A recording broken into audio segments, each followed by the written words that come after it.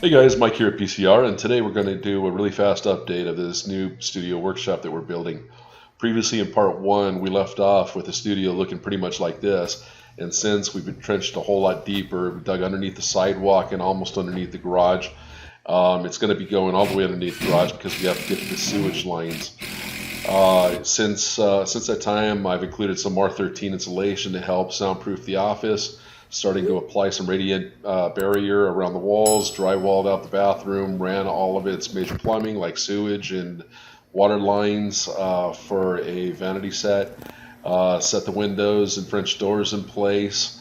We've started cleaning up all the electrical wiring, and we've set a second layer to the flooring so that it's an extra hard foundation and it'll withstand a lot of big equipment.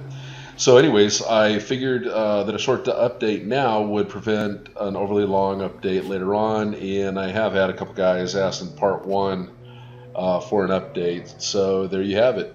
Hopefully in next week's video I'll be able to show off a lot more than this. I plan on having air conditioning put in, whole house fans,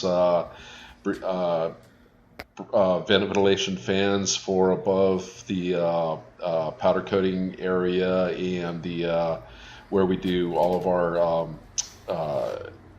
precious metal platings. And I'm really hoping to have the exterior of the studio finished up with stucco and the tiles on top of the roof. So crossing the fingers on that one. Hey guys, I really appreciate you watching, and don't forget to smash that like and subscribe button if you're interested in what you're seeing, and if you're wanting to see what's coming up next or participating in our monthly giveaways. Take care, and I hope you guys have a blessed day.